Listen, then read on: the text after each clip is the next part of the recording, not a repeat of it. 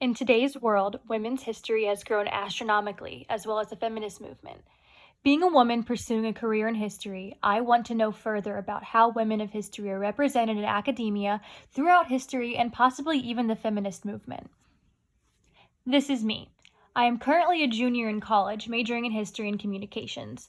I want to focus on women's history as well as American Southern studies. But my main goal in life, however, is to become a museum curator. This is who I will be interviewing to gain a better understanding, Dr. Patrick O'Brien. He attended Providence College for his bachelor's degree in history and sociology, McGill University for his master's in history, and the University of South Carolina for his PhD in history. He currently teaches American history and Western civilization at Ave Maria University. He specializes in early American women, especially Loyalists. Now, he has graciously agreed to speak with me about his experiences with women and their role in history. All right, what is your name, age, and occupation? I'm Patrick O'Brien. I am 31 years old, and I am a visiting assistant professor of history at Ave Maria University.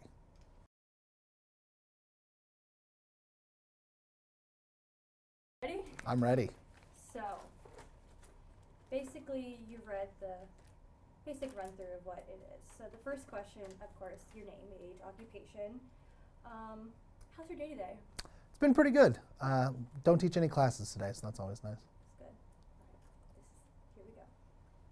What do you like most about women? I think the best part of studying women in American history, particularly early American history, is that there's a lot of debates surrounding what their role was, not just in society, but also within their own families and within their households. And what I think is most interesting about studying these women at this period, so colonial period, revolutionary period, even early America, is that historians have kind of a task to accomplish, and that is to use women's writings or men's writings about women to kind of fully understand their place in early America. And it's a difficult job because one thing that governs women's attitudes towards others and towards themselves is kind of a certain way that they have to carry themselves, a way that they have to display their emotions, and a way that they have to depict themselves to others. And so oftentimes you have to read between the lines. And so I think what's great about studying early American women is trying to figure out what is performance and what is their actual feelings. Do you see that being a theme throughout history, even after the American history? I think it changes. I think after the pretty much early 19th century, in the Victorian era in England and its counterpart in the American history, the rules governing how women carry themselves change. And I think this allows, in certain instances, a little bit more flexibility for women to be maybe a bit more authentic, although I don't want to overstep that. But I think in the 18th century, where I'm most interested in women, there are some very rigid societal norms governing how women carry themselves. And this asks them, or I guess dictates, that they walk a fine line between being kind of these very resolute women who are dedicated to their families, but also being able to be kind of emotionally affected or sensible by the world around them. So they have to walk a fine line between being really dedicated women to their families and being also kind of emotional women who can be sentimental. So next question, being an expert about like women and like women's history, especially in American like history, do you see like a common? I'm kind of like changing the question because you're not a woman. So, do you see like a common quality in women that you like see theoretically? That's a great question. I think a good way to kind of answer this question is to look at a piece of writing that's kind of gone down historically, and historians love to talk about it, and it's often reiterated in elementary classrooms, high school classrooms, even at the college level. Abigail Adams writes a letter to her husband, John, during the Revolutionary period, asking him to remember the ladies, in quotations. And it's been kind of often contested about what that means. You know, is this Abigail Adams kind of a proto-feminist, right? Is she kind of early on in this feminist movement, or is she joking with her husband, or is she kind of being subtly sly with him in order to kind of push through her agenda? And I think the jury's still out There have been a couple good interpretations of it. But what I think that quote kind of demonstrates to us that we should appreciate about women in American history is that we have to, like I said in the beginning, we have to kind of, it's a little bit of a mystery sometimes what they mean when they write. And so one of the best parts about studying early American women is figuring out their ideas. And I think that this is one of the things I love about studying women, and a characteristic that women have in the 18th and 19th century is the ability to express their emotions, express their wants, express their desires in ways that still fit within traditional norms. And so that's really kind of an interesting way to view women's history, is that they have to get across their desires without overstepping the boundaries.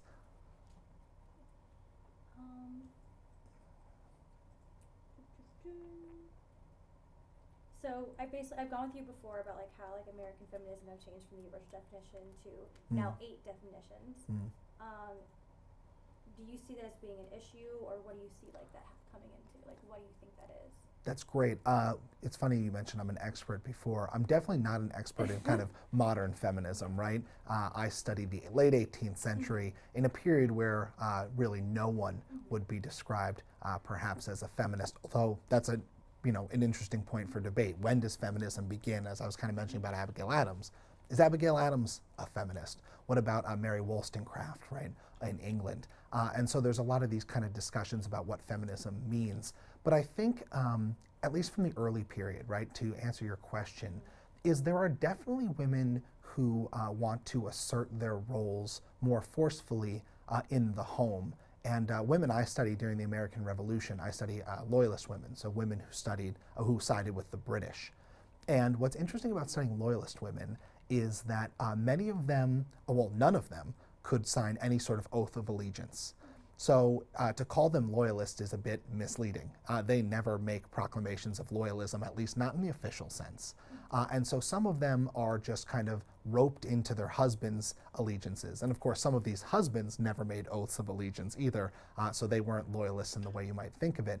But that doesn't mean, right, for the women I study, that they're just kind of content to go along with what's going on. And so in one of the families I study, the mother becomes a very outspoken critic of what life is like in Nova Scotian exile. And she's very much discontent being removed from her native Halifax. And she makes this very much known. She writes to her husband when he's away that she hates where she lives and that she doesn't wish it upon her worst enemies or her friends to join her in Halifax, Nova Scotia. And so I think, is this a form of feminism? I don't know. I think we're probably a little bit too early to assign like a title like that. However, it's definitely a woman asserting herself on equal role with her husband and noting that her unhappiness is just as important as possibly his happiness. So kind of a more broad question about like a little more modern would definitely be, so do you have like a theory about why there are 8 definitions based on like what you've like studied? Yeah, I mean, it's definitely becoming an important trend in historiography is gender studies, right? And not becoming, it has been since the 1980s. Women in gender studies have kind of branched out. And if you read some of the literature, Joan Scott in particular is kind of this historian who's really noted for bringing gender history onto the stage. I think in the modern era, what's occurred with feminism, again, not as an expert here, just kind of with an outsider's look in, is that just like in any other kind of ism, that people find quickly that even if they believe in a singular set of ideas, they have a different way of going about achieving the agenda of those ideas. And so I think kind of a split in modern feminism into 8 definitions is caused very much by these kind of differing agendas, right? We all want to achieve maybe the same thing, but we have a different way about getting there. I think is something I notice. And by the way, I don't think it's contained to feminism. I think if you look at socialist Marxism, right, you can kind of see a similar trend going on. Other isms, nationalism, different ways of expressing nationalism. I don't think there's really one definition for that either. So a lot of our isms can kind of be broadly defined into multiple definitions. Kind of go into like how you decided that you loved like women of like the early 18th century. Like, how did you like find out that that was like your big passion? My gosh, I love this story. Okay, so the way I got into studying women in the 18th century is actually kind of roundabout, and to be perfectly honest, I actually resisted it at first. I went into the archive, so historians, we go into different archives and we look for primary source material, letters, diaries, newspapers, I mean a really broad swath depending on what time you're studying. So I went into the archive and I was looking for primary sources that would lead me to talk a bit about how Nova Scotia and New England, so two different regions of the British Empire, differed between about 1740 and the post-revolutionary periods of the 1780s. And as you can tell, those are pretty boring questions. And so I was looking at a lot of legislative documents, so things pertaining to the Nova Scotia legislature, to Massachusetts legislature, a lot of documents that are authored by men, by politicians, some newspapers. And it was all pretty dry, and I was realizing pretty quickly that I wasn't getting anywhere in my research. I wasn't able to find or say anything new. And just by chance, if you spend enough time in the archive, it gets mind-numbingly boring poring over some of these legislative records. So just by chance, I pulled a box that contained a diary. This diary belonged to a young woman. She was 19 years old. It was kept for a year between basically her 19th birthday in May of 1783 and just a little bit past that, July of 1784. And through this diary, she recounted her daily life. So this included trips visiting strangers, serving at the funerals of strangers, people she had never met, and coming across a formerly enslaved, now free black family who had escaped the American Revolution with the British Army, and groups of refugees flooding in to her now adoptive home of Halifax from the American colonies. And what was so interesting about this diary was that if you looked in the finding aid, which is a description that comes along with primary sources, the finding aid just noted that the diary talked about weather, social events, church gatherings, and other visitors to the home.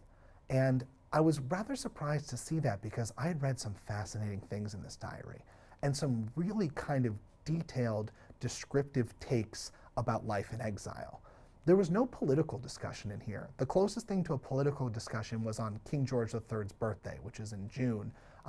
The diarist wrote that she felt moved to make some kind of oath of profession about how much she loved the king, but couldn't bring herself to do it because she found herself unworthy, which is interesting, again, if you kind of think about the way in which women couch some of their statements. Is she really kind of a true lover of George III, or is this, as George III perhaps brought some pretty negative situations upon her? But that diary really kind of changed the way I looked at primary sources. And as I dug more into kind of the personal writing, so letters, other diaries, I found more and more women who were describing something much different than all of the sources I read authored by men.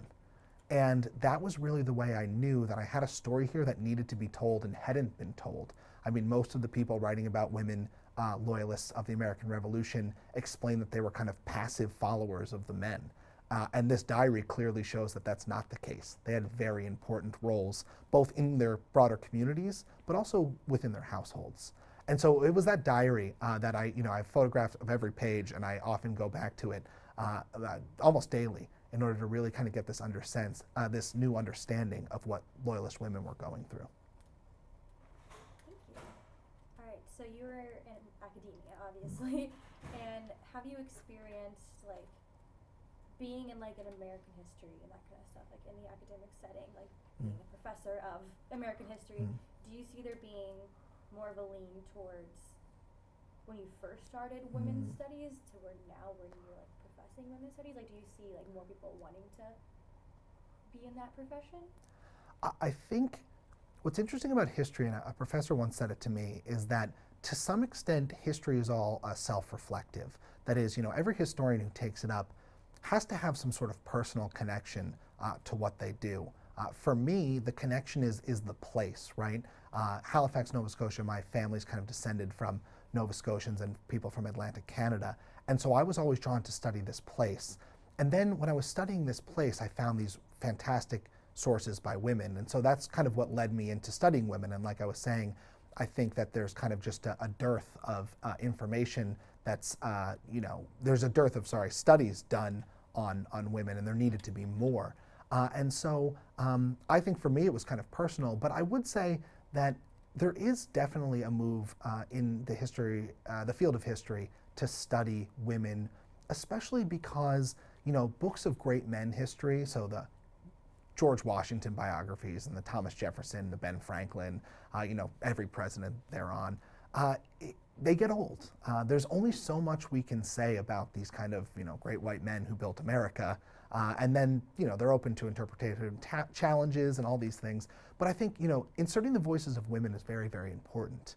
Because if we're only looking at kind of that great men history, we've got half the story.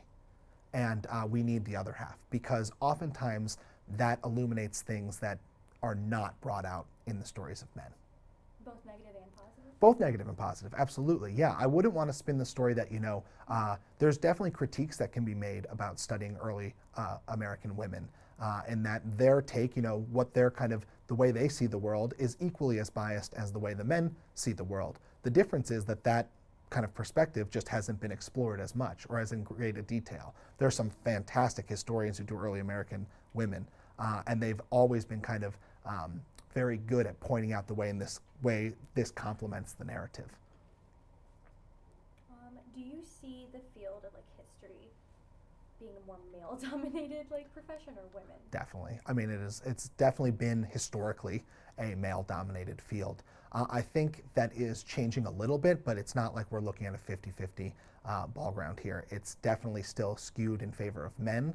I think a lot of men are drawn to history in the same way that men are drawn to the STEM and sciences, perhaps for maybe different reasons, but that, you know, studying men in history has always been kind of the way it's been done. If you look at our earliest historians, they're almost always studying men, and very seldom do women even make their narratives, and if they do, they're footnotes.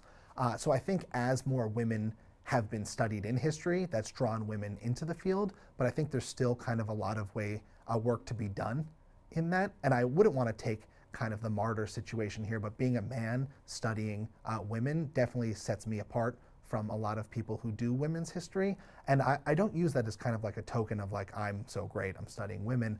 Instead, like I said, it was a personal choice for me, and one that I admittedly resisted at first because I just thought I couldn't do it as well.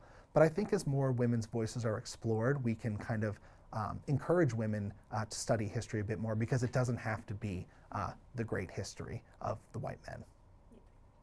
I mean, I didn't think I'd get into it, and then but my whole family's historian, so I probably wouldn't have gotten into it if that wasn't like. There's absolutely a personal choice, right? Yeah. But then once you're in it, and I think it's a shame if men feel the need to study men because they are men. You can absolutely study women and find some really fascinating things about the periods and the places that you're interested in. And did you see that like diversity, like, and like the history profession, like going down as you like went to each degree, like bachelor's, master's, doctorate? That's a really good question. Most of my undergraduate professors were men, although there were a few women. In graduate school, I'd say it was about 50-50 between men and women, but still I'm probably a bit off, and I probably had more classes with men than with women. So I think, you know, across the field, there's definitely still more men. I would say that as the field kind of gets less old and becomes a little bit younger, I think there will be more women in the classroom and practicing history. So that's definitely a good thing, but we still got a lot of way to go to make it probably equal. One more. I can just find it.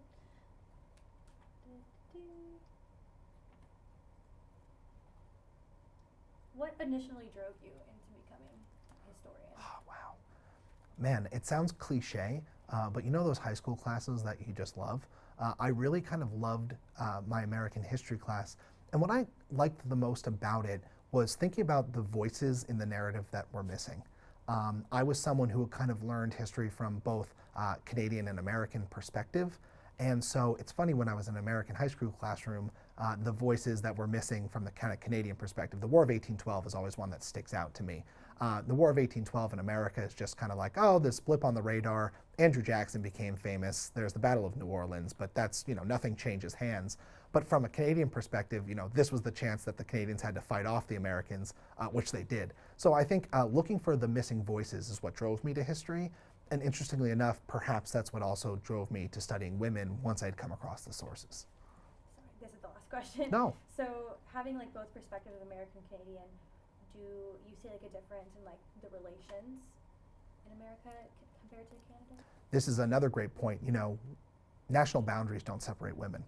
Experiences in Canada, experiences in the United States are very similar. The United States might become independent of England, but it doesn't develop much differently than England does throughout its history. And so women on both sides of the border share a very similar narrative, whether they be settler women in the West, whether they be the wives of merchants and of other urban people in the East. Their stories are very much the same, and oftentimes, even more interestingly, it's these women who are going to travel across borders. And so kind of noting what women say when they do these travels is important to understanding both national histories. Thank you. Cut that. So after reviewing all of the footage that I got, I thought it would be a good idea to kind of go over what I heard, what I absorbed, and give you a kind of overview of what I took away from this interview. So kind of my biggest takeaways from this were women's roles and how they've been portrayed in history, which is very interesting because Dr. O'Brien goes on to talk about how women being studied have more of the ability to express their wants and feelings, desires through writing rather than men, which is very, I don't know, it's very different than what I thought he would say because, you know, men have more of a historiographical background more than women, but it's very interesting how like their writing is now more revered than men. Another thing I also learned from this interview was more along the lines of how women's and gender history is growing enormously and how we still have some work to do. It's easy to find the trail of feminism throughout history, but it's a little more difficult to do that because of like men dominating the historical field. But mostly he talks about how we still have a little ways to go when it comes to like leveling the playing field of women in academia, especially in history. He talks about his personal experiences with teachers, fellow students, places he's worked, and I think it's very interesting how like the higher he went, the more women there were, but that kind of like speaks to the point that like there are less women, and so the more, you know, focused it gets, the more intimate it gets, the more women are there because it's a smaller part of the field. After speaking with Dr. O'Brien, I do have advice though for any girls who will one day want to go into the field of history, which is just do it. If you want to do it, just do it. Like, who cares? I think because there's such a need and such a growing focus in history, which is women and gender's history, I think the more women we get in to talk about it, I think that there will be more of a push for more people to do it, not just women, which in my opinion is pretty cool. But, you know, being someone who wants to go into this field, it's very exciting for me to hear all this, and especially interviewing someone who has been in the field for a very long time.